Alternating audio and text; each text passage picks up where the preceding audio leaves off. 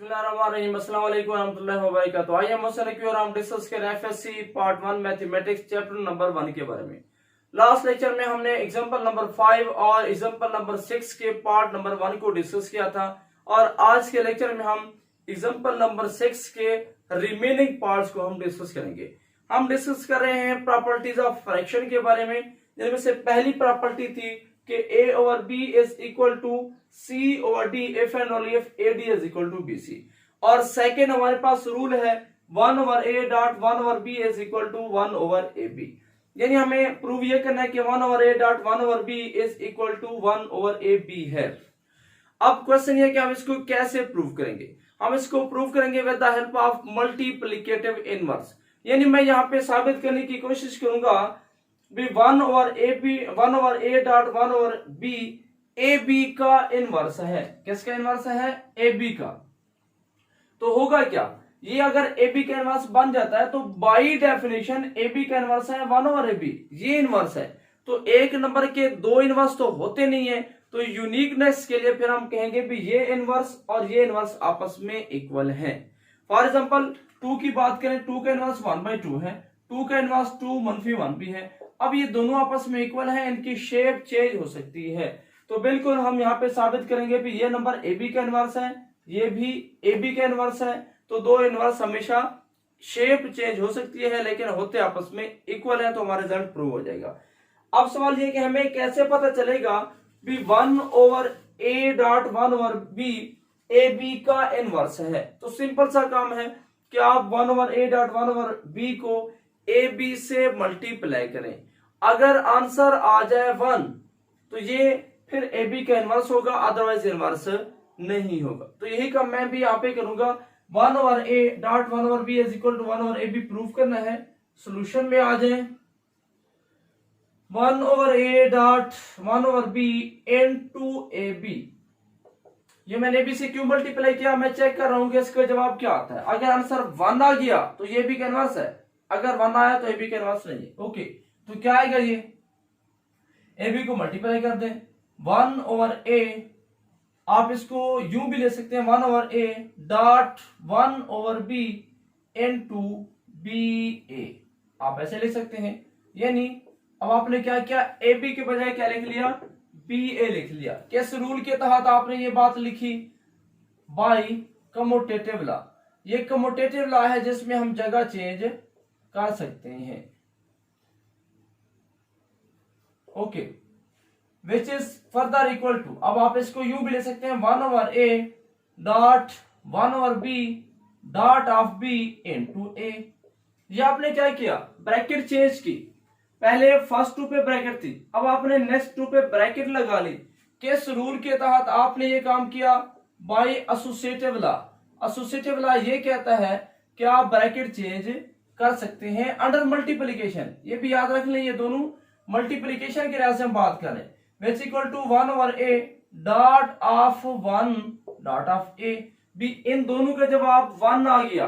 आप लोग matric level तक बोलते हैं भी b से भी कैंसिल हो जाएगा, b से भी कैंसिल नहीं हुआ, ये नंबर है, ये उसका इनवर्स है। तो by multiplicative inverse property, multiplicative inverse law ये बोलता है, इनवर्स प्रॉपर्टी या इनवर्स लॉ भी बोलते हैं, वो हमें ये कहता है कि अगर एक नंबर उसके रेसिप्रोकल से मल्टीप्लाई हो तो आंसर हमेशा 1 देता है। सो 1 over a dot 1, answer will be 1 over a dot ये वाला है। ये 1 कैसे आपने खत्म किया, बाय मल्टीप्लिकेटिव आइडेंटिटी। भी मल्टीप्लिकेटिव आइडेंटिटी जो प्रॉपर्टी है वो हमें ये बोलती है भी 1 को किसी से मल्टीप्लाई करें वो नंबर को चेंज नहीं करता, आंसर में वही नंबर आता है। 1 over a dot a, answer will be 1। किस रूल के तहत आपने a को a के साथ कैंसिल किया, by multiplicative inverse property. Multiplicative inverse property के मुताबिक हम ऐसा कर सकते हैं। ओके, रिजल्ट क्या आ गया, 1 बता रहा है दिस सिंपल है 1 over a 1 over b is the multiplicative, ये हमारे पास क्या है, multiplicative inverse of A B. इसका मतलब ये है कि ये हमारे पास ए बी का इनवर्स है, बट बाय डेफिनेशन, डेफिनेशन के मुताबिक, definition inverse of A B is 1/ab। But definition तो ये कहती है कि अगर आपके पास एक नंबर ए बी है तो उसके इनवर्स 1/ab होगा। सिंस इनवर्स तो दो नहीं हो सकते, इनवर्स ऑफ एनी नंबर, किसी भी नंबर का अगर आप इनवर्स लेते हैं इज यूनिक, वो तो हमेशा एक होता है, एक से ज्यादा नहीं होते। सो दिस सिंपल है 1/a dot 1/b is equal to A B, is equal to 1/ab। बस साबित हुआ कि हमारे पास इनवर्स एक होता है, दो इनवर्स नहीं हो सकते। लिहाजा अगर आप इसको मानते हैं भी ये डिस्टिंक्ट नंबर है, ये वाला नंबर और ये वाला नंबर मुख्तलिफ है, तो फिर इन दो में से कोई एक इनवर्स होगा, दूसरा इनवर्स नहीं होगा। फिर देख रहे हैं, अगर आप समझते हैं भी 1/a और 1/b और 1/ab आपस में इक्वल नहीं है, तो फिर इन दो में से या तो ab हमारे पास ab का इनवर्स नहीं बनेगा, या 1/a और 1/b इनवर्स नहीं बनेगा। लेकिन हमारे पास डेफिनेशन के मुताबिक ये इनवर्स है और हम प्रूव कर चुके हैं भी ये भी इनवर्स है, दोनों इनवर्स बनते हैं। इसका मतलब यह है कि दोनों आपस में हकीकत में इक्वल है, बट इनकी शेप डिफरेंट है, इनकी शक्ल और सूरत डिफरेंट है। तो ये हमारा सेकंड पार्ट है किसका, एग्जांपल नंबर 6, जिसमें हमने प्रूफ किया कि वाकई 1/a dot 1/b is equal to 1/ab। ये रिजल्ट हमारा होल्ड करता है। अब आते हैं जरा इसके नेक्स्ट थर्ड रिजल्ट के अंदर।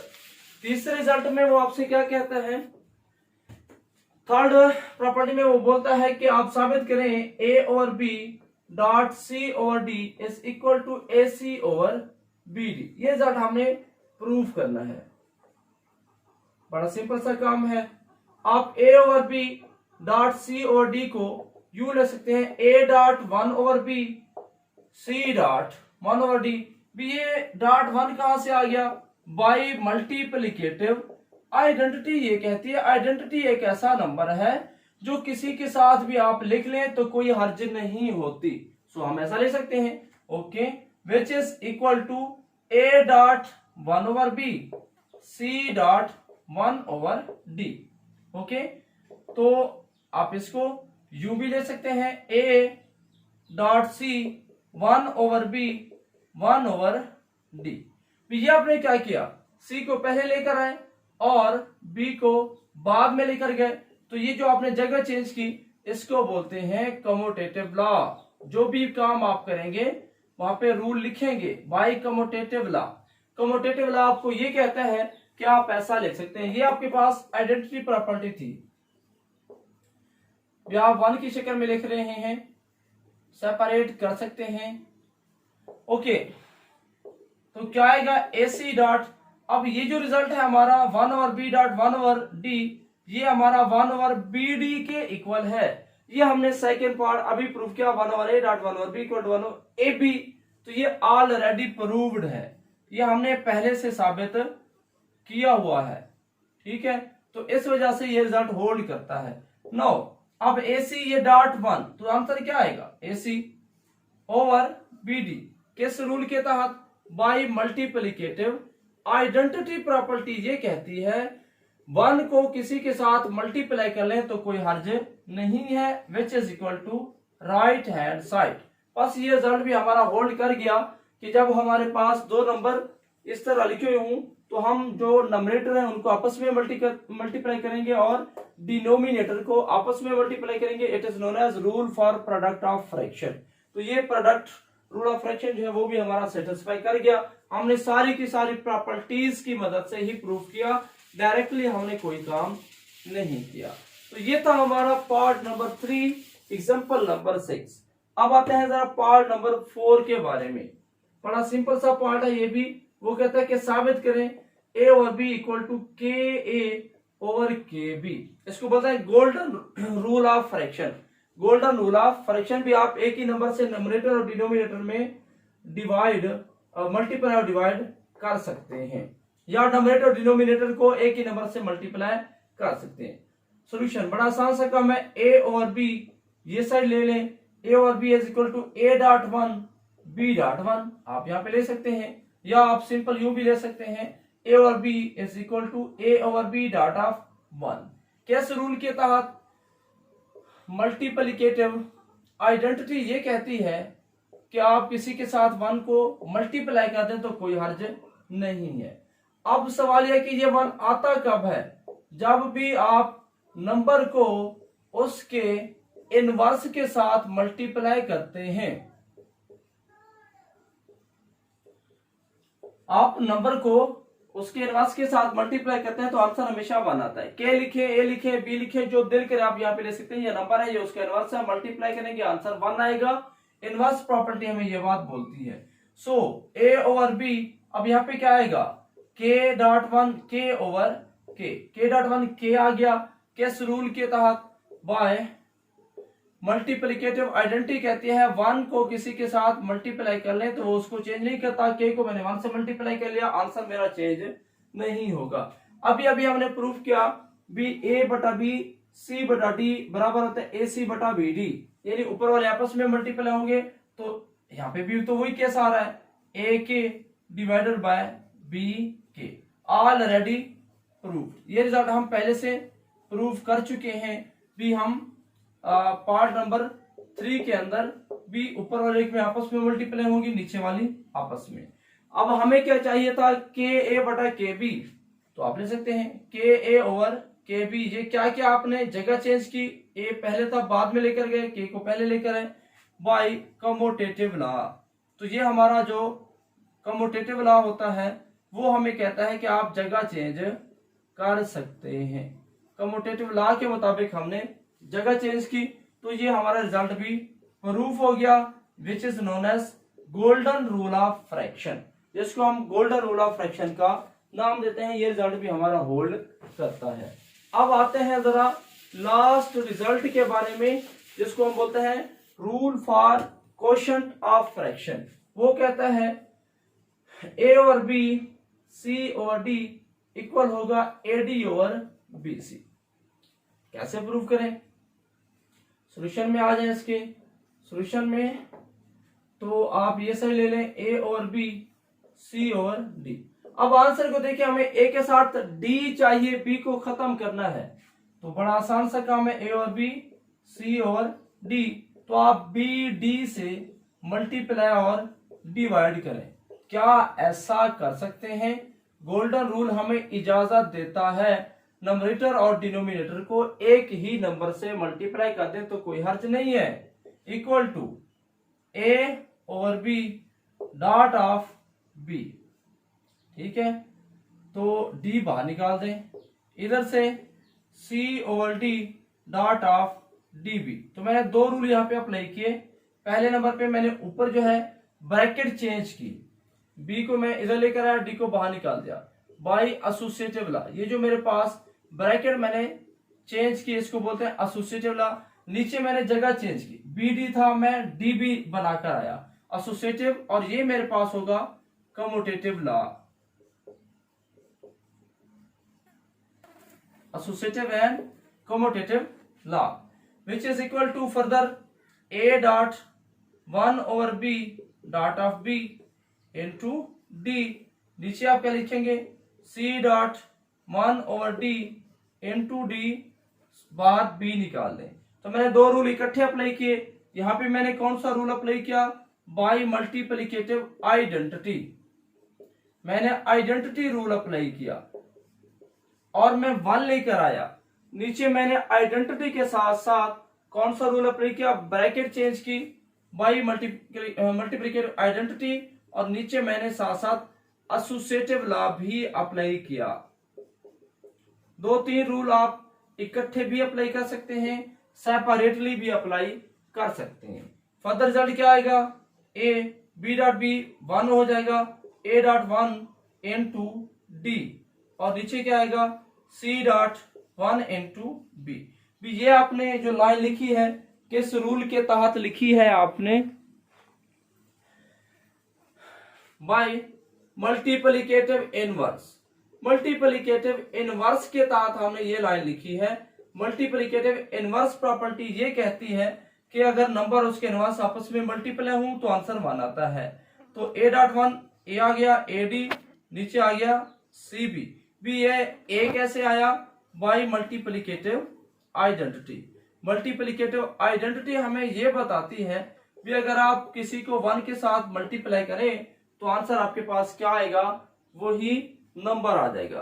अब AD और CB हमें क्या चाहिए था, BC, तो आप क्या ले सकते हैं AD ओवर BC। तो ये कौन सा रूल है, इसमें आपने C और B को जगह चेंज की बाय कम्यूटेटिव लॉ। भी ये हमारे पास कम्यूटेटिव लॉ होता है। कम्यूटेटिव लॉ ये बोलता है भी आप नंबर की जगह आपस में चेंज कर दें तो कोई हर्ज नहीं है। तो यहाँ पे हमारे पास जो फ्रैक्शन की प्रॉपर्टीज थी वो फाइनल हो गई, यानी एग्जांपल नंबर 6 हमारे पास फाइनल हुई। अब हम इस थ्योरी की लास्ट एग्जांपल को डिस्कस करते हैं, एग्जांपल नंबर 7। एग्जांपल नंबर 7 में वो कहता है कि does the set 1 - 1 possesses closure property under addition and multiplication. क्या इस सेट के अंदर एडिशन और मल्टीप्लिकेशन के लिहाज से क्लोजर लॉ होल्ड करता है। तो सबसे पहली बात तो यह कि क्लोजर लॉ होता क्या है। क्लोजर लॉ ये होता है कि अगर आपके पास एक सेट है, फॉर एग्जांपल आप नेचुरल नंबर का सेट ले लेते हैं, तो सेट में से आप 2 नंबर उठाएं, उन 2 नंबर को आपस में ऐड करें। सेट में से 2 नंबर उठाएं, उन नंबर्स को आपस में ऐड करें, आंसर वापस उसी सेट में अगर एग्जिस्ट करे, इसको हम बोलते हैं क्लोजर लॉ। और सिमिलरली एडिशन के लिहाज से, मल्टीप्लिकेशन के लिहाज से उनको मल्टीप्लाई करें, अगर आंसर वापस उसी सेट को बिलोंग करे तो हम कहते हैं closure, it is closed under multiplication. देखिए अगर मैं यहाँ पे 20 तक इसको फिक्स कर लूं इस सेट को, तो फिर क्या होगा, अगर मैं 10 और 1 5 को लेता हूं, इन दोनों को मैं अगर ऐड करूं तो मेरे पास आंसर कितनी आएगा, 25। सो 25 इस सेट में एग्जिस्ट नहीं करता। इसका मतलब ये कि एडिशन के लिहाज से ये क्लोज नहीं होगा सेट। सिमिलरली मल्टीप्लिकेशन के लिहाज से अगर मैं इन दोनों को मल्टीप्लाई करता हूं तो 150 आंसर आता है जो सेट को बिलोंग नहीं करेगा। इसका मतलब ये एडिशन और मल्टीप्लिकेशन के लिहाज से क्लोज नहीं है। तो क्लोजर का मतलब होता है कि आप उस सेट में से कोई से 2 नंबर उठाएं, उनको ऐड करें, आंसर उसी सेट में, तो ये एडिशन के लिहाज से क्लोज। मल्टीप्लाई करें, आंसर वापस उसी सेट में, ये मल्टीप्लिकेशन के लिहाज से क्लोज हो जाता है। तो हम यहाँ पे इसमें सेट हमारे पास है 1 - 1। आमतौर पर ये होता है जो फाइनाइट सेट होते हैं वो बहुत कम ही क्लोज होते हैं, जो इनफाइनाइट सेट होते हैं वो मैक्सिमम क्लोज हो जाते हैं। तो चेक करते हैं गिवन सेट के अंदर। अब विद रिस्पेक्ट टू अगर आप एडिशन की बात करें, since 1 + 1 = 2 does not belongs to set. अब इस सेट का नाम ए रख लें, does not belongs to a. देखिए जब आप क्लोजर चेक करने लगे, हर नंबर को अपने साथ ऐड करना है, यानी 1 को 1 के साथ और 1 को इस सेट में बाकी जितने नंबर हैं उन सब के साथ आपने ऐड करना होता है। 1 को जो भी नंबर उठाएं उसको अपने साथ और बाकी सब के साथ ऐड करें। सिमिलरली -1 को उठाएं, पहले 1 के साथ ऐड करेंगे 0 डज नॉट बिलोंग्स टू ए, फिर 1 को अपने साथ ऐड करें तो ये -2 आ जाएगा, डज नॉट बिलोंग्स टू ए। अब देखिए आप सोच रहे होंगे मैंने तो मनफी किया, बेसिकली मैंने ऐड किया, ठीक है, तो ये मेरे पास आएगा -1 -1 -2। तो अब आप ये जरूरी नहीं है कि ये सारी बातें चेक करें, जहां पे ये फेल हो जाए वहां पे आप रुक सकते हैं। पहले ही नंबर पे 1 + 1 आंसर 2 आया, वापस सेट में एग्जिस्ट नहीं करता, तो आप कह सकते थे कि since 2 does not belong to the set, so this set is not close under addition. आगे बात जाने की जरूरत नहीं थी। दिस सिंपल है, A is not close under addition, भी ये एडिशन के लिहाज से क्लोज है नहीं। अब बात करते हैं विद रिस्पेक्ट टू मल्टीप्लिकेशन के लिहाज से। तो सबसे पहले 1 को अपने साथ मल्टीप्लाई करें, answer 1 belongs to the set a, ये बात तो होल्ड करती है। सेकंड 1 को अगले नंबर के साथ मल्टीप्लाई करें, answer is -1 also belongs to the set, ये बात भी होल्ड करती है। -1 को पकड़े, अपने साथ मल्टीप्लाई करें, बिलोंग्स टू द सेट, हाँ is equal to +1 belongs to the set a, ये बात भी होल्ड करती है।